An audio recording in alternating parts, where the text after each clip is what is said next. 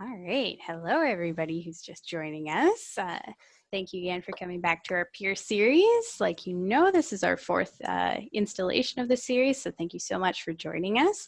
As people trickle in, we just want to remind everybody kind of what the whole point of this series is, and it kind of came from our lead, Tegan Martin Drysdale, just wanting some positivity and to embrace the Edmonton culture that we have here of resiliency and being able to make it through anything. So we really appreciate that everybody is with us today, as well as the people who will be joining us afterwards. So hello to them if you're watching or hearing this later. I do want to remind everybody that this is being recorded because we will be sharing it with our membership who is unable to attend today. That includes Tegan, who unfortunately will not be here, but she does send her best regards. So first and foremost, we do want to talk about that this series is really building community, positivity, recovery for everything that's going on. We not only have to deal with COVID, but a lot of other things in life as entrepreneurs or people who work for entrepreneurs. And it is one of those things that Edmonton is especially good at is coming together to celebrate things like that. And today our focus is going to be how we transition business, not only digitally, but also to support the community. So recognizing that our community is in need and stepping up to that plate. Supporting local economy and local businesses is something that's super important, and our speakers are very, very passionate about that. So I can't wait to hear from them about that. During a time where we're physically divided, it's great that we can come here together to talk with everyone and kind of embrace a common cause. So our two speakers today are going to take you through their journeys, talk a little bit about what they've been going through, the lessons that they've learned over the past few months, or even as a whole in general. And even though our community is facing some serious life-altering events, we're going to focus on the positive parts of that and some of the innovation that's come out of it. And we're hoping that this will really build up our community and make sure that everybody is just as inspired as we are moving forward through this. So I'm going to take it over to Jonny. He is the CEO of Print Machine, Jonny Jacques, and feel free to ask him any questions if you're here with us in the chat, or of course you can always bug him after, but I'll let you take it away. Yeah, so I guess to start off, I just want to say thank you to Madison and Tegan and everybody at Homestead.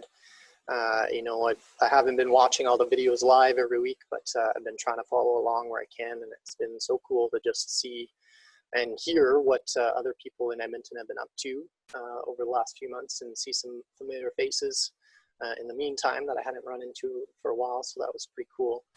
And I'm very honored and humbled that you asked me to kind of come and speak and talk about Print Machine and I guess what we've been up to. And so I'm Jonny, husband, dad, business owner. My wife, Valerie, and I, we've been married, it'll be 10 years actually this summer. July 31st, I have my son Sawyer, who's turning 9 on July 3rd, and my daughter Maggie turned 6 in April. And I've been in and around, besides doing the whole family thing, I've been in and around the branded apparel and promotional product industry since 2003. And I started Gateway Screen and Press, which is actually the parent company of Print Machine, 11 years ago. So that was in 2009.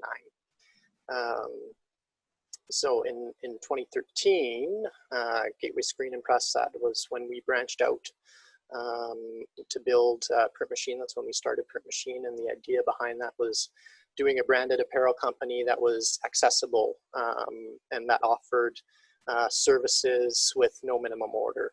At the time, what we were doing, or what I found, was that in our marketplace, in the branded apparel industry, most oftentimes screen printers, apparel printers, embroiderers, they were hard to find. They were in, you know, industrial areas that weren't necessarily, a lot of traffic would go unless they had a purpose of being there, unless they were being sought out. So the idea behind Print Machine was doing something more accessible that was in a retail area. The problem with that being retail space can be expensive, and when it comes to branding products, you need lots of equipment. So we actually structured the company where we've got one retail location and then we've got a warehouse location. And for a long time, the goal for Print Machine is to build it into a franchise model where there could be multiple retail locations, whether that's at a mall kiosk or more shops like the one we got on White Ave. That's our first one. I started working on that in 2013. And then they're kind of all supported by this main warehouse that we've got where we do all of our larger volume production. And so today, Madison did invite me to come and talk about our Here for Good t-shirt campaign that we launched in support of Edmonton small businesses. So I'm going to talk about that in a few minutes. But as I kind of thought about and reflected about that, and what I wanted to kind of talk about today, and just PIER, positivity and Edmonton reopening in general, and thinking about those people who might be tuning into the talks, it brought me back to, I guess, contemplating or thinking about a concept or work philosophy, whatever you want to call it, something that I use consciously or even subconsciously at this point every single day that I go into work. And truthfully, it's something that applies to more than just your work. And so my hope in sharing this with you today is that it might inspire you on your journey, not just now with what we're going through of, coping to adjusting to reopening with COVID, or wherever you're at with this current situation, but your journey as a whole. And so the concept I want to share with you sounds relatively simple, but I believe is quite impactful, and it's made a huge difference in my business operations over the last few years. And the concept is simply called Know Your Why. And so if you're in the business circle and you've gone to talks or you've listened to different people in the business industry, you may have heard about this concept before. And if you're like me, you got into business for a reason. So there's a reason you do what you do. We all know what we do. Print Machine, for example, we offer a number of different customizable products. The number one selling product that we sell is t-shirts, and that's what we do. But why? Why do we do that? The distinguishing factor between the what and the why is very important to understand and reflect on constantly in your business journey. And especially when something unexpected happens. When things are uncertain, oftentimes the question that we find ourselves asking ourselves is, how do I know what to do? But the question we should really be asking ourselves, or at least I find, and would testify to this, I suppose, is that why do we do what we do? And so by recognizing and acknowledging this, your what, whether that's t-shirts or something else, and how you go about doing that what will become more clear and more impactful. And you can really make a difference. And if you're like me, as you go through life and family and work and try to learn through every step you take, you'll find your why also develops and evolves over time. So for me, it's certainly been a journey. Part of that journey for you, as it was for me, may probably even be asking yourself the question in the first place. And I mean really asking yourself this question within yourself and discovering that you do indeed have a why. What is my why? Why am I here? That why that you've got in there deep down, it's powerful. And I wouldn't have known it at the time, but when I look back now, my why from way back when I was super inexperienced and started in this industry in 2003 to 2009 when I launched the company, to 2013 when we opened Print Machine, and to now how we operate in 2020 has evolved, grown, developed, and matured with time. In fact, I didn't even start operating from the foundation of Know Your Why until 2017. That's 8 years after I started the company. So these days, operating from knowing your why is critical to our day-to-day operations at Print Machine, and it's critical to our culture among our team. So critical that when someone new joins our team, it's the very first thing we talk about in their orientation. Before they even get to work, we talk about, why are you here? And it's so critical that it's something that every morning when I try to wake up, it's something that I work through in my mind. I always try to remember, why am I here? And so to really try and illustrate what I mean, I wanted to share a quick, it's kind of a 3-ish long minute video with you folks. And actually this video we do use in our new team member orientation when somebody starts up with us and we talk about this concept. We use this video to kind of illustrate and help that new team member think about what we want them to think about. And so just bear with me here for a second while I try to cue this up. Oops.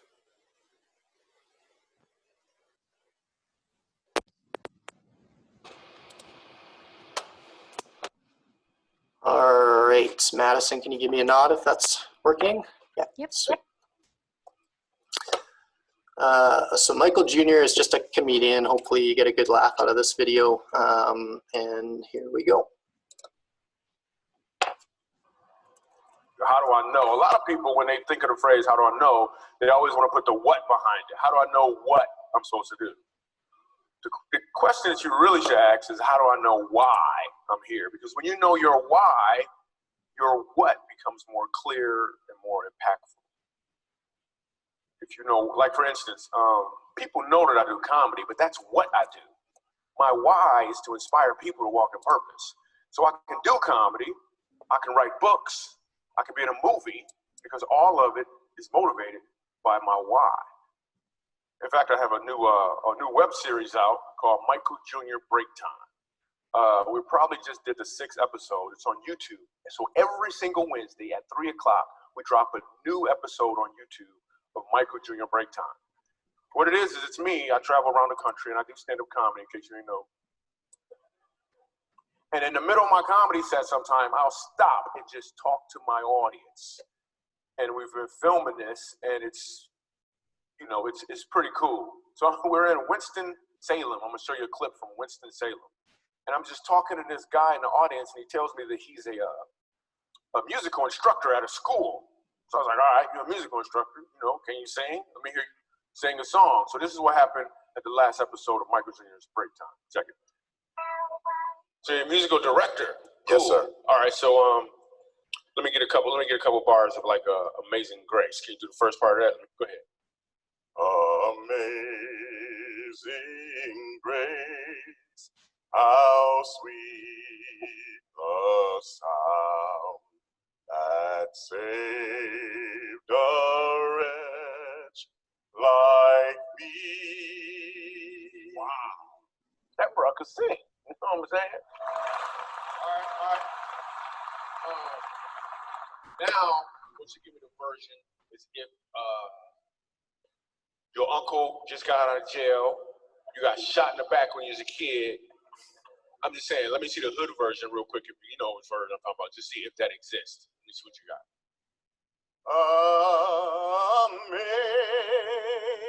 Amazing grace,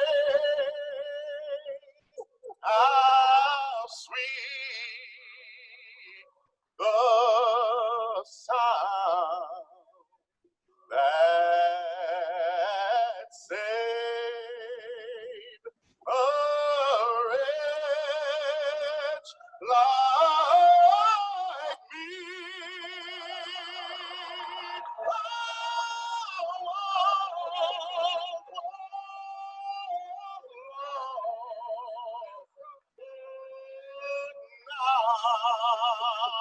Right now I'm found, but blind, but now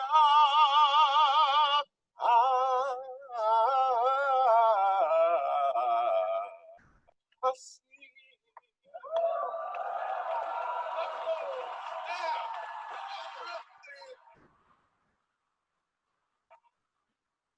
Okay.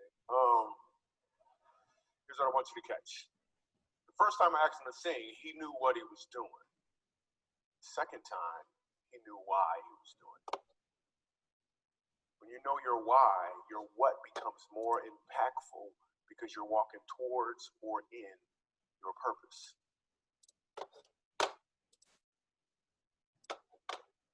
Cool. All right. Does that work okay? This is tomato. Think it's good for you? think again. All right. Sorry about that. Did that work all right? Yeah. Oh, that was very interesting. Cool. Let me just get reorientated here. So yeah, I mean, I love that video. Like I mentioned, we use it in our orientation. I think we get it. At first, you know, the singer knew what the request was, but he didn't know why. And the second time he sung it through, he knew why. And some of those people in the crowd, he brought them to their feet, right? We can see the impact and what a difference it makes just to know your why. And so in my journey, I know, like I said, there was a long period of time where I was operating a business and I knew what our what was, but I didn't necessarily reflect or take the time to think through why. Why was I in business? Why am I here? And so when you know your why, your what becomes more impactful, whatever that is. And oftentimes your why has absolutely nothing to do with your specific business, but in knowing it, you will be fueled to make a difference with your business. I believe that. I truly believe that. And I've seen it at work in Print Machine and in other businesses in their city. And so the main reason I wanted to share this with you, beyond the hope that it might inspire you on your journey forward, is the fact that when the crisis of the pandemic hit, I didn't know what to do. I was stuck like a lot of us, fear, anxiety, worry. I'm sure you get it. Many of us were there. We could even see it, the talk 2 weeks ago from Tyler at ATB when he showed that graphic they had prepared of their research into how people were feeling in and around Alberta. And those were the feelings: fear, anxiety, worry. There were a number of things that helped me as a business owner to move forward and move beyond that fear and that unknown feeling of what was going to happen next. There were a number of things, yeah, but one of them was the strategy to move away from asking myself the question, what do I do? Because I didn't know what to do, to asking myself the question, why am I here? And so I'm just going to share my screen again, and I want to show you a little bit more of another document that we use in our training when we bring a new team member on. Just give me a second here.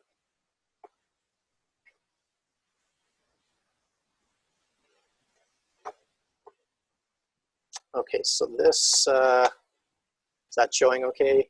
Yeah, great. So this document here, this is just a few pages that I pulled out of our retail associate orientation. We've got a few different positions within the company, and they all talk about this, why am I here, but this is the one I specifically chose. So as I mentioned earlier, Print Machine's why has evolved over the years, and that story that will be unpacked maybe perhaps another day. And it's not necessarily black and white, but has many intertwined layers, and it truly has powered everything we've done. Discovering our why, I should say, has truly powered everything we've done since 2017 through now.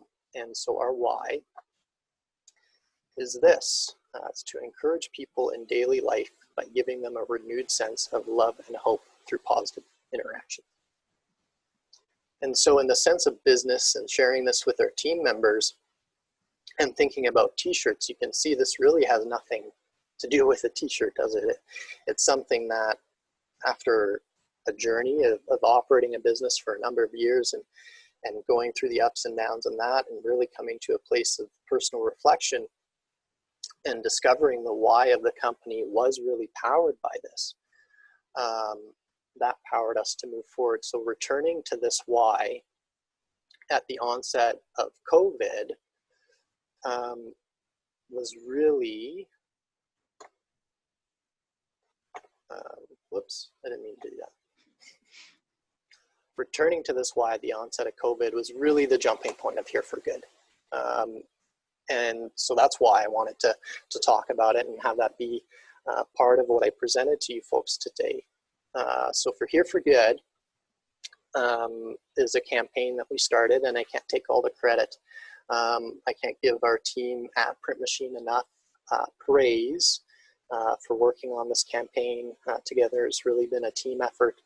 And if you pay attention to the branded apparel industry, you'll actually know that there were many campaigns, all kind of slightly different, but we weren't the only ones in the apparel, branded apparel industry that had this idea to use our abilities to try and help or support local. There were a number of these similar campaigns that popped up actually all over North America, and it was quite interesting to see, and we weren't necessarily the first ones, and ours was kind of inspired by a few other ones that we had seen that were a little bit different. But with everything happening so quickly with COVID, returning to our why, and I'm just gonna go back to sharing my screen here, sorry.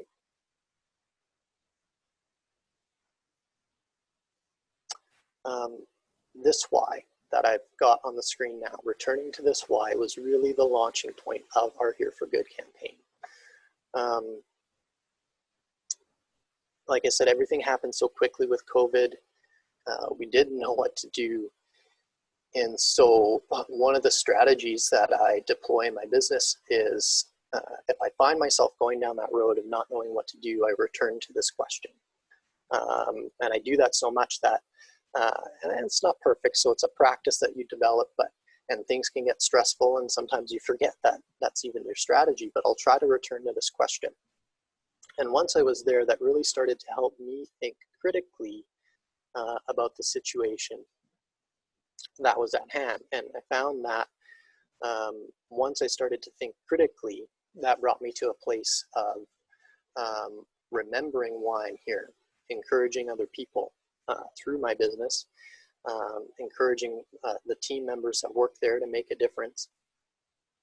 And so we realized as we chatted that through, as we talked about what can we do to help us and help the community, we realized that it wasn't just us having the problem of not being able to sell our regular products by our regular means to our regular customers. And as we thought this through, we realized that combining our ability to decorate apparel and fill orders with the ability of, so many unique businesses in Edmonton with their individual ability to reach their individual audiences, that we could create a t-shirt with those companies through an online campaign and give the opportunity for these companies to offer a product to their clients who so dearly also felt helpless in the moment and wanting to do something to help the businesses they cared about. As we thought critically through all those problems, we realized that a t-shirt could fill that void, and being able to sell it online allowed us to do it in a way that was current. We were able to do it in a way that we could socially distance, and we were able to do it in a way that brought businesses together. And so that's what Here for Good is. And so now I'm just going to flip to our webpage here. And so I can tell you a little bit about the campaign if you don't know about it. And we're still running this campaign now. We launched it at the end of March, and it started out relatively slow when we first launched it. But as word continued to kind of get out about it, people got behind it. So essentially how this works is we're selling t-shirts through this online webpage. We've got a couple of campaign tees here, which you can see talks about the proceeds from these shirts being pooled, and then they are split among the businesses that sign up. And we've got almost, I believe, over 160 different Edmonton businesses that have signed up for this campaign. So beyond just the 2 campaign t-shirts that we have here, we have also got an individual t-shirt for each business that has signed up for the campaign with their logo and the Here for Good branding and the hashtag YEG Small Business.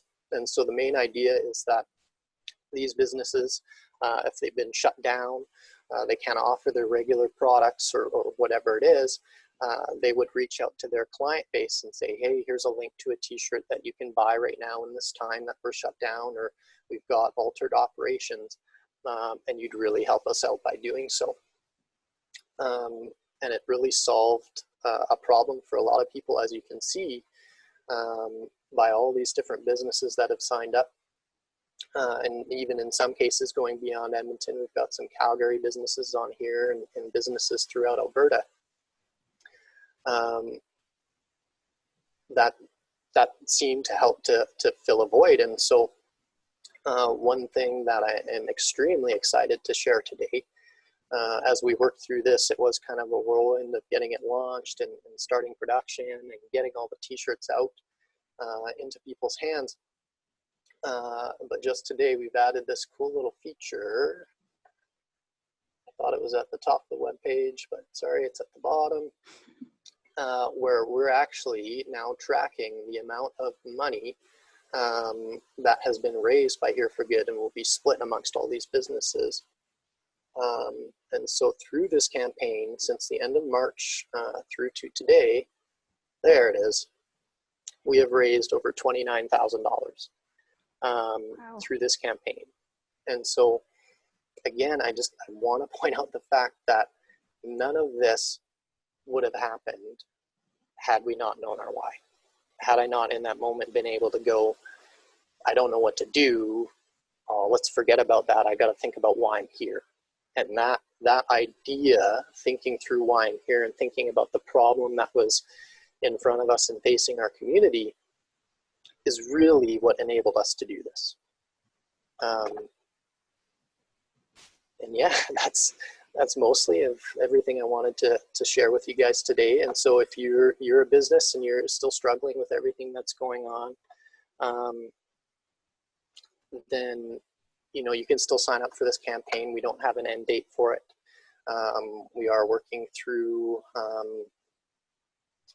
still just receiving and processing orders and communicating with the different businesses that signed up and getting the funds to them that they've earned through their individual t-shirt sales or the sales that have been pooled for the campaign shirts.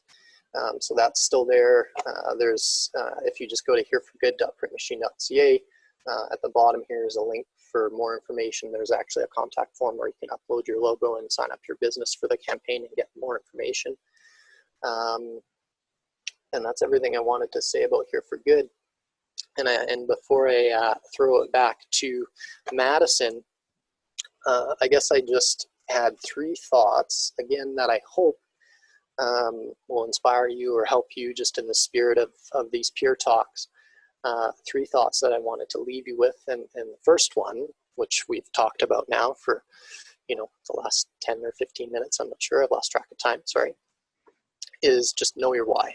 I can't say enough in 10 minutes what difference this has made for Print Machine and what we've been able to do in our community because of it. And this isn't the only campaign that we've done. It's one of a number, and they all flow from that same process of thinking through our why. And the second thing that I've learned, in my decade of operating a business that I think is important for business owners to think about and understand, and is often overlooked, is that time is a currency. And it's not a currency like money that's earned. Time is a currency that's a gift to us every single day. And so it's a fine balance, but it's extremely important in your life to realize the same choices you make about spending money, you should be making about the way you spend your time. And so it can't be taken for granted, but it's not something to stress about, your time. Putting energy into stressing about how much time you've spent on something. If you're in business and you've started a business and you've made some progress, that's a sign that you know what you're doing. And so don't get too worried about how much time you're spending on something or not spending on something. There's time for everything, and you just stick with it and it will come together. And the best thing you can do that I've found is to just eliminate hurry out of your day and try to use each moment intentionally and try to think critically about your situation, why you're there, and how you can make it better. And the third thing is just a belief that I have that these two things, and a hope that I have, is that by knowing your why and being intentional with your time, that in the spirit of these peer talks, that if we have business leaders in Edmonton doing these two things, that the best is yet to come for Edmonton business. And I believe in Edmonton business. I believe in all you folks that are tuned in here today. And you know, the spirit again of PIER and what's coming around the corner with the province reopening. I just want to commend all of you for what you've done. And it's quite amazing. And especially to you, Madison, these peer talks are awesome. And you set out with a goal to bring the positivity, and you've totally done it. And I love it. So thank you for having us be a part of it. And I'll keep rambling unless you tell me to stop. So I'm going to stop now. For sure. No, I think that actually solved most of the questions I had for you, even just being able to hear about why. And like, we have a comment here just thanking you for how much you focus on why, not only for business itself, but for your new employees. He says, it sounds like it made a big difference for your business vision, employee engagement, and growth. And that's something that we've been focusing on a lot at Homestead, because we do try to help any of our members who come in the door grow out of us. Like, if we can keep them, great. We do have the bigger offices. It's not the end of the world, but at the end of the day, we want everyone to succeed, right? And I think it's something that's really great to hear. I will ask you the question that I ask everybody, though, because I got to know the answer to that one. Sure. Which is, what about Edmonton makes it appealing or special to you as an entrepreneur, and what do you think makes entrepreneurs gravitate to a city like Edmonton? Yeah, I mean, I would resonate with some of the comments that a few of the other speakers have made over the weeks, because they're true. Edmonton, it often gets labeled as a blue-collar city, and it is that, but it's also so much more. It's filled with engaging people, inspiring people, and people that just love to get to work and have an attitude of not quitting. And when I think of Edmonton, I really liked, actually, off the top, in one of the first talks, Madison, you talked about, I don't know the name of the mayor in 1987 during Black Friday, but the guy that coined the phrase City of Champions. And I didn't realize that it wasn't necessarily at first a sports reference, right? And he said, what was it again he said? I believe he said, this is truly the City of Champions. So taking it from that sports context to us helping each other. Right. What made us champions. Right.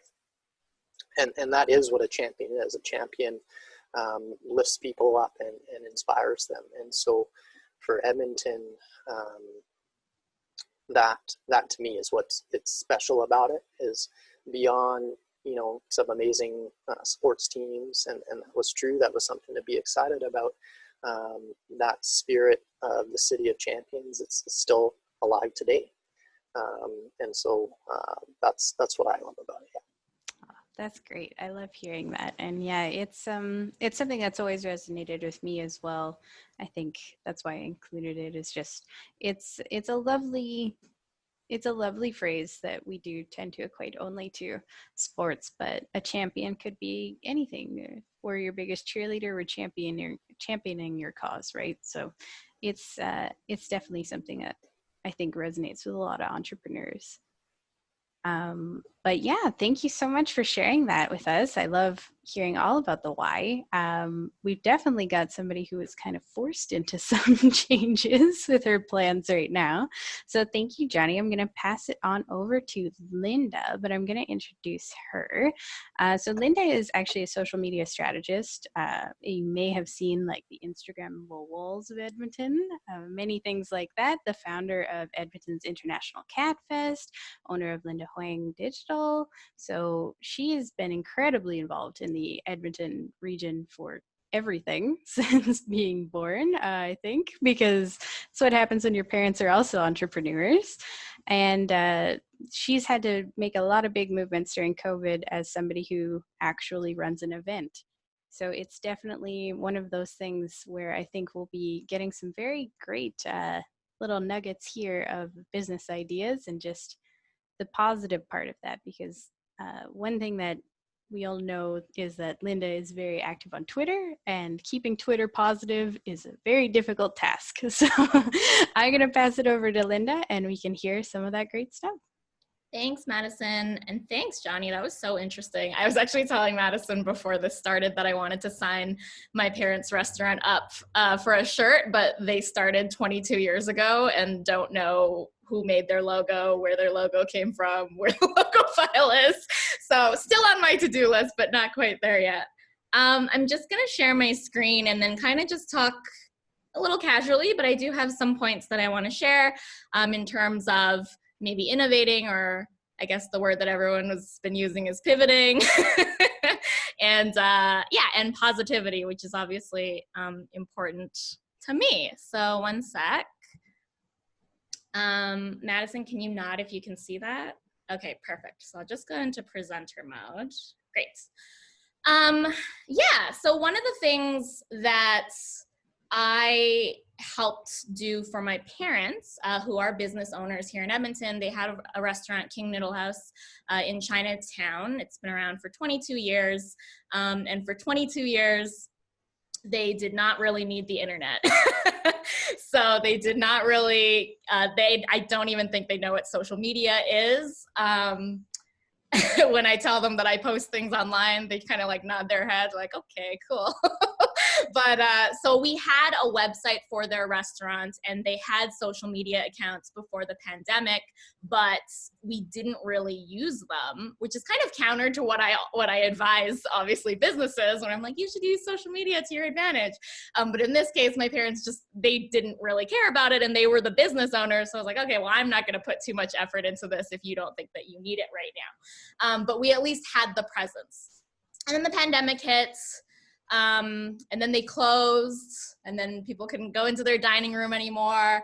And then they were trying to figure out, okay, well, we're going to reopen for takeout only. And then so for us, I have two brothers as well. So we were kind of huddling. And we're like, well, if you're going to reopen for takeout, you can't just, because even before the pandemic, they didn't have delivery. They weren't using any of the third-party services. The internet was like hands off for them. So we said at the very least, if you're going to reopen for takeout, you should give people an option to order online, especially because that's where we were seeing a lot of Edmontonians in particular expressing the interest to support businesses online. How can I help these businesses online? So it just felt like it just didn't feel right to not talk about it online. So we shifted them online, and by that I mean it's so like even archaic if you think about the process. It's like, what are they comfortable with? They weren't comfortable with connecting their bank accounts. They weren't comfortable with using third-party tools. I basically said, I will take email orders for you, put it in my bank account, and then write you a check. So I had to do this so it's all these little extra steps, but that made them, even that was a big deal for them. They're like, ooh, it's gonna be in your bank account? And what do you mean email? But so I guess my moral or lesson for what I learned from my parents in this situation, and what I think you can take away, is even if it's just a very little thing or a very simple thing that you can try to do, at least try. And it should hopefully make a difference for you. So they have been able to basically stay afloat. And that sounds, serious or bleak. And I think that is the case for a lot of restaurants. Due to the pandemic, it is day by day, this is how we're doing. These are the orders we're getting. Okay, we can survive another week. But truly, I think if there had been no online option at all, no email option at all, and it was e-transfer, again, that's it's not, it wasn't a smooth, I thought it was a smooth system for me, but it wasn't smooth really in the grand scheme of things. But at least we tried, and I think it really did make a huge difference for them over, I guess, the course of about 2 months. So doesn't seem like a big thing. Okay, you're opening up for email orders and you're taking e-transfers, but for them it was huge, and I think it really made a difference in what they were able to do in terms of keeping it going. So try is kind of the lesson there. even if it's a small thing, try. So the other thing that I worked on during this pandemic, in kind of the earlier stages with my brother, was we kind of teamed up. My brother is a web developer, and I obviously work in social and digital and copy and writing and that sort of thing. So we kind of joined forces, or kind of put our heads together, and saw, you know, the effect that the pandemic was having on our parents' business. Obviously this was happening for other businesses, and other businesses were struggling. So thought, what can we do with sort of the skills that we have during this time to help other businesses? So we created this directory. It's called a local digital directory, where essentially, again, a simple idea, and not like that it hadn't been done, but we were trying to, you know, create listings across Canada. We were trying to link up artists and charities as well, not just businesses, but really just like in theory, a one-stop shop for, okay, I want to support a restaurant, or I want to support an artist, or I want to support this or that, or even, because there's a map component to it, I want to support around me, what businesses might be around me, so you could kind of navigate in that way. So we created this Backing Locals directory to support these businesses and artists and charities.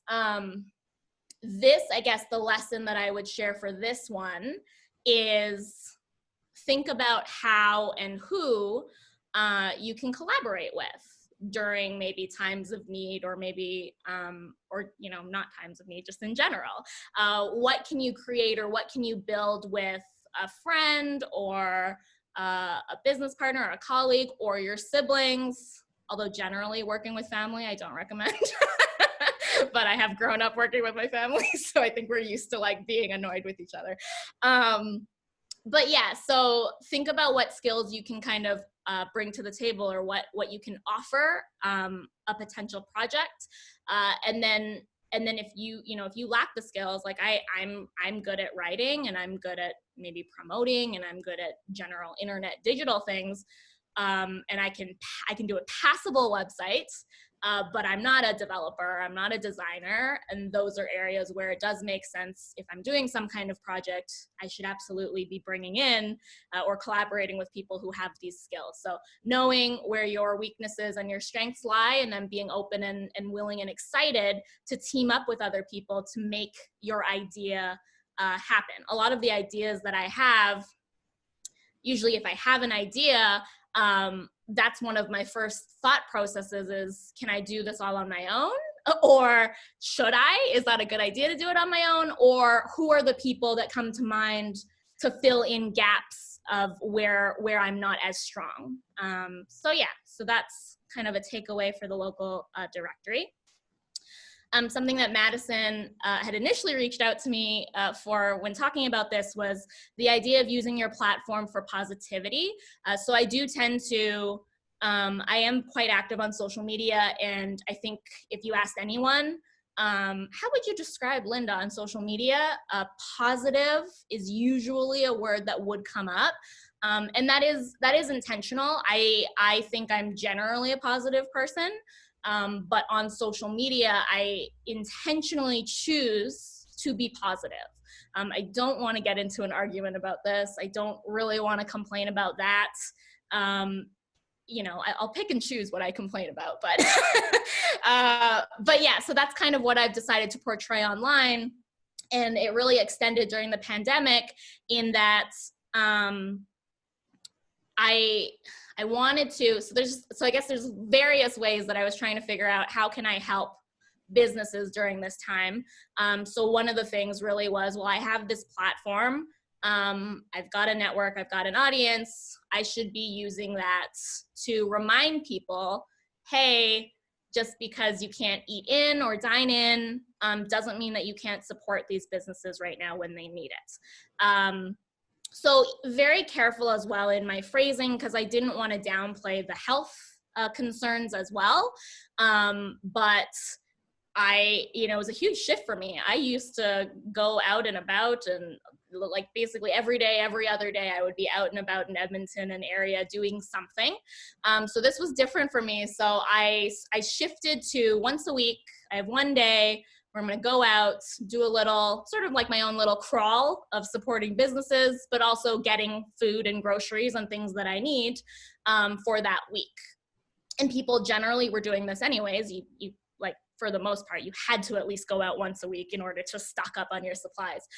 So I used that opportunity to intentionally select businesses that maybe weren't as active online, or businesses that maybe aren't getting as much social media love, so that I could talk about their products and their services and highlight their business and then support them in that way. So I think especially now when you're seeing things like, the Black Lives Matter movement has been around for years and years, but just with this resurgence, I think there's been a lot more vocal, or the idea has been more vocalized that if you have a platform, why aren't you using it? So I think in the case of the pandemic and supporting local, that was one way that, I do have people who are following along. Why not give them a suggestion of 5 or 10 places they could support this week?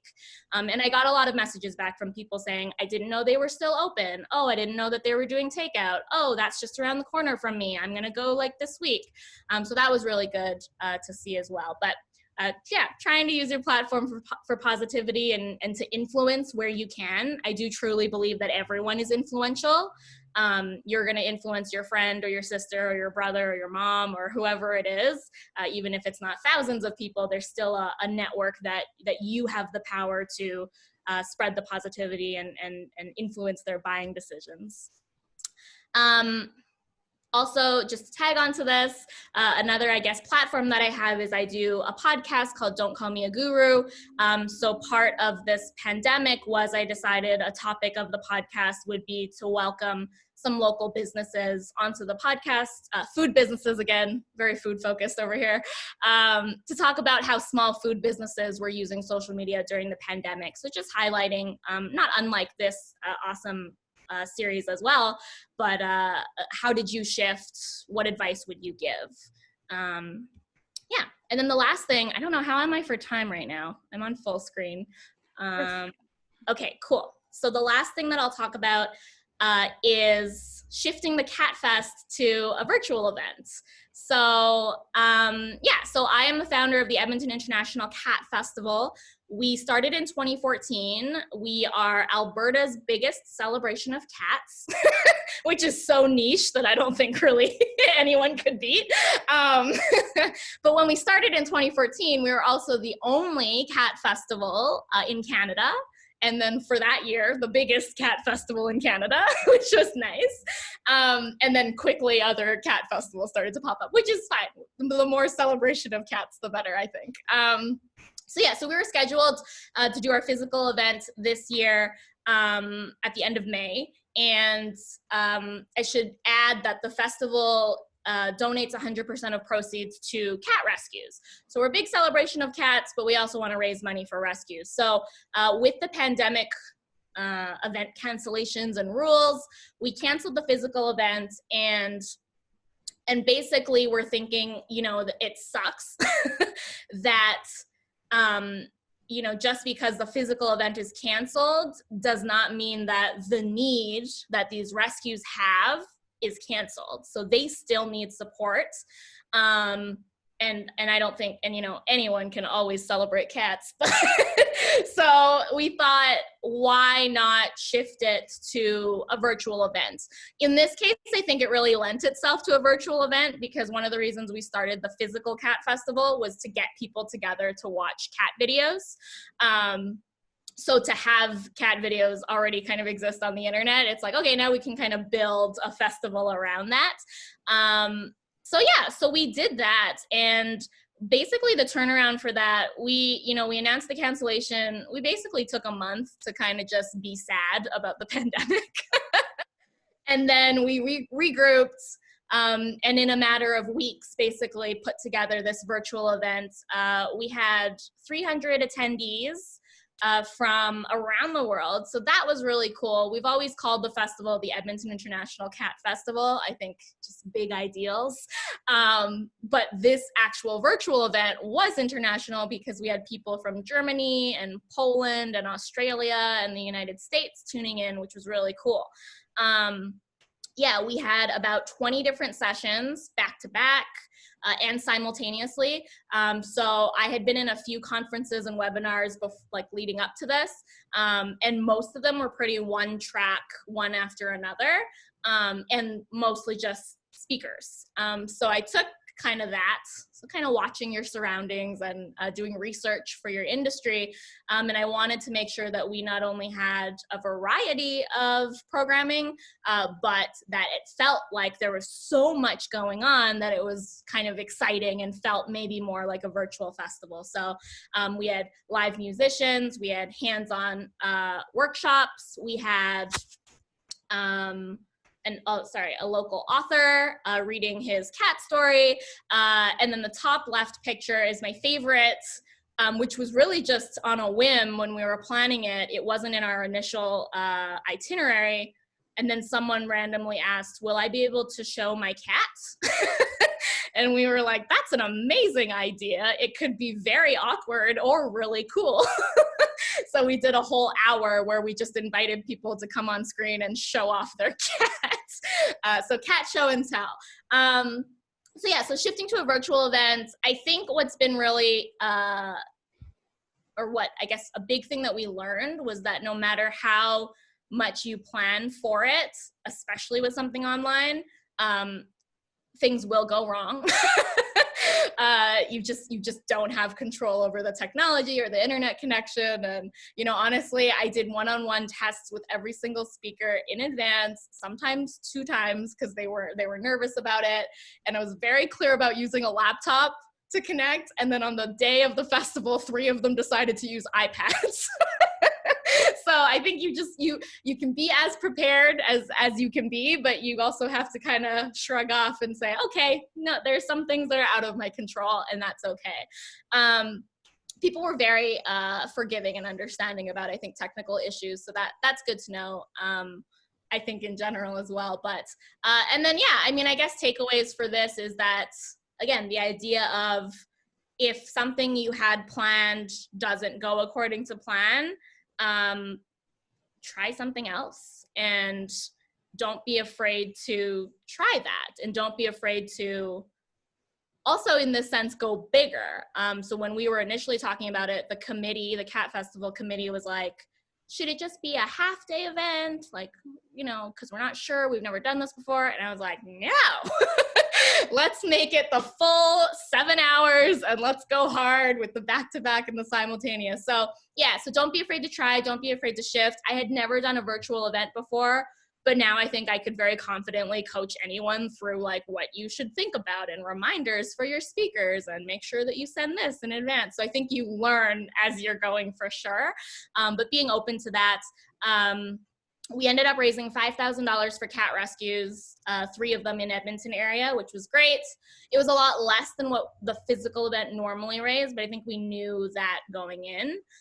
Also interesting to see how many people bought tickets on the day of. Like, I think we had like 100 people buy tickets as the event was happening, because Edmonton is so last minute.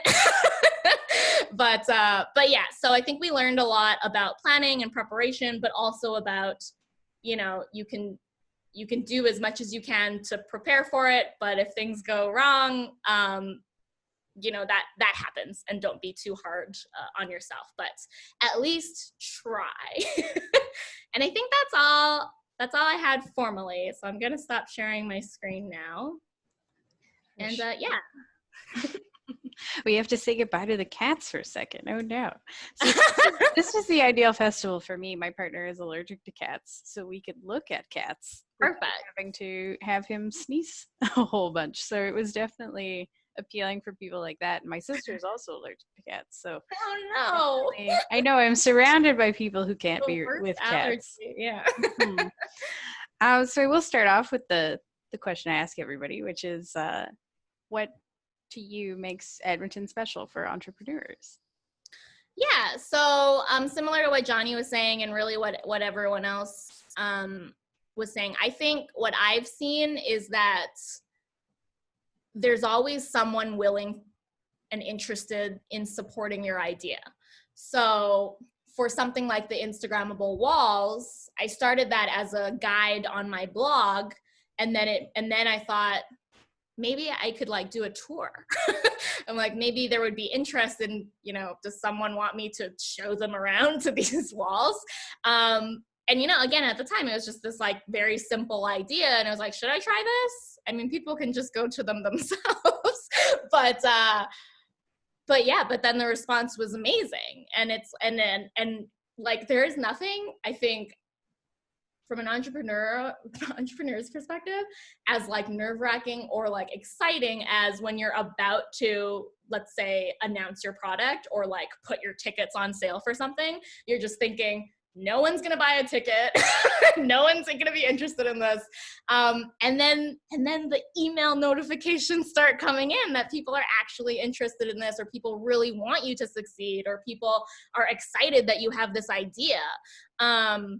There was just something that launched in Edmonton from a group called Shift Lab. They created an anti-racism box that they could mail to people for free. And they announced it on a Saturday. I believe it was a Saturday, whatever day it was. They announced it, and within the 24 hours, they had so many people ordering them that they had to stop and put a wait list on, and they had not been expecting that. They didn't think that the reaction was going to be so great. So I really think that, maybe Edmontonians underestimate how willing and excited people are to support you and your idea, which is something I love about kind of throwing ideas out there and seeing who would be interested in it. Oh, for sure. So we do have a question, which is actually one of my questions as well. So it works out. Would you do a virtual event again, or perhaps like a hybrid, half online, half in person, if that becomes an option? Yeah, great question. We actually got such overwhelmingly positive feedback about the virtual event that for next year's event, we will absolutely be doing some type of hybrid.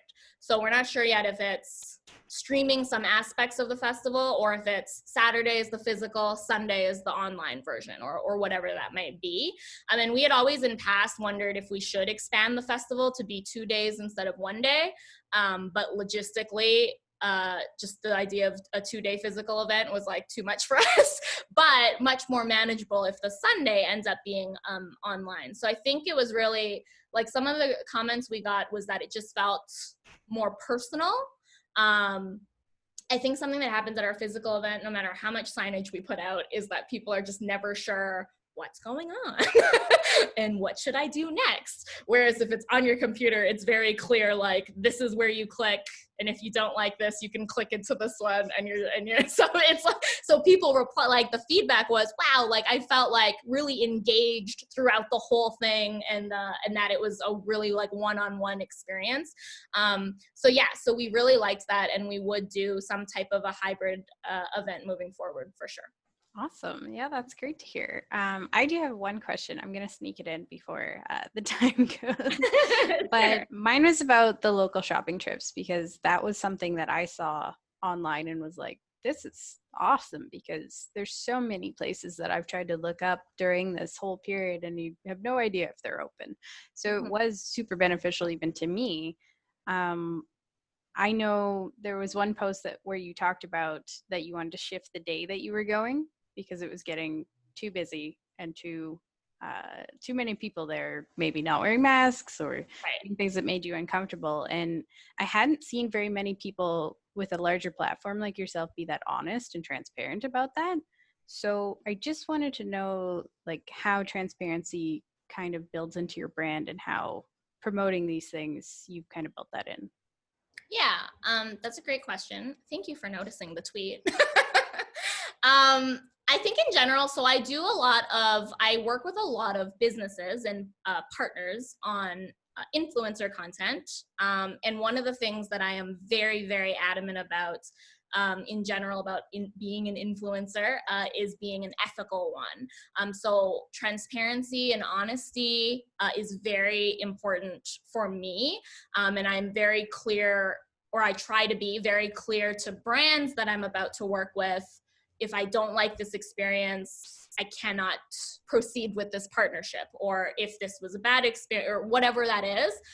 Or sometimes I have brands reach out to me where I have already had a bad experience. And then so I will say, no, I don't just want your free stuff or your money, because I didn't, you know, and there might be something to be said there about like, we've improved or something like that. But yeah, I always try to be very honest. And I think that's important and I think people want that, and people crave that authenticity. And I think also people are very smart today, for the most part. But I think people can see through very quickly when you're not being honest and when you're not being transparent. So yeah, I don't choose to share everything that's going through my mind or everything that I'm doing, but what I do choose to share, I hope, is setting a good and ethical example. So in that particular case, yeah, I had been going on Saturdays for my support local trips. And then the Saturday that I went, it was like maybe 4 of the 7 places I went, I had to wait in line, and there were so many people, and it was crowded inside. And that was a few weeks into this already, and this was it was the busiest that I had experienced it. So it did make sense to me to be open about, this is not conducive to the health recommendations, because I don't have to go on Saturday. I can go on another day. So I switched it. And then I'm not sure if it was that day or another day. I also got a comment from someone who said, I really think it's good that you're promoting and supporting businesses, but I am concerned if more people follow your itinerary and spread illness. And I just, and I replied back in as authentic, I think, a way that I could, which is that I actually hope that they do follow these crawls and itineraries and continue to support the businesses, because I think that that's very important to me. But absolutely, if you're sick, don't do this. If you're not comfortable in a busy place, don't do this. If you're not comfortable with 5 places, pick 2 or whatever it might be. So yeah, so healthy discussions about that, I think, are good. But in general, I think people can see very quickly through if you're being fake. And so it's much better to just be honest. Yeah, for sure. I definitely think that kind of fits into what we've been talking about with reopening, and with tomorrow being the next stage of reopening. It'll make it even more interesting, I'm sure, to see the local roundup, now that who knows what'll be open and when they'll be open. But yeah. And I think even like for businesses that are thinking, should I reopen or do I reopen, or how do I communicate when I reopen? Just that same idea of being very transparent. I shared for my parents' restaurant, they reopened at half capacity yesterday, but before they reopened, I made sure to demand it from them. Tell me what you're doing so that I can communicate that and we can be very clear. And I almost wrote, which I have seen other businesses write in their messages, but I didn't end up doing it. But it was something more along the lines of, please be patient with us. And if you see something that makes you uncomfortable or that maybe isn't right, please let us know. Because I think in that phase 1, when businesses were reopening, there was a lot of like tattling going on, rather than let's communicate with each other and try to be supportive and positive, and hopefully give businesses and people the benefit of the doubt that they're not intentionally trying to be bad. They just might not know, or maybe they just need a little nudge or something like that. So being transparent, and I think even with the virtual Cat Fest, we were very clear in our pre-messages and on the day of and throughout, there will be technical difficulties. Please be patient and understanding. And we are so grateful for your appreciation, or like your understanding in advance. And I think that did help with not feeling like everyone was mad at us. For sure. We also do have a comment as well, just thanking you for your boundless positivity. Oh, very thank inspiring and makes them excited to try the little things. And that Awesome. being an ethical influencer is definitely something that resonates with a lot of people. So I think it's always great to bring that up and to talk about the possibilities that you have. So I do want to thank you both for joining with us. It's Yeah. been absolutely fantastic talking with you both this afternoon. Normally, you know, this is where the little thank you bag comes out and things like that, but you'll get your emails about it. But I really do appreciate you guys taking the time as people who are very busy during this time and, you know, with what's happening tomorrow. So I really do appreciate that, as well as just for teaching us a little bit more about what's going on in your own individual businesses as well. So while this is the end of our traditional PIER series, we will be continuing the series on. What it's going to be moving forward is you're going to start hearing from our Homestead members now. So all of this amazing information that we've gotten from people who have been leaders in the community has definitely impacted our members, and they're going to be presenting on that right away.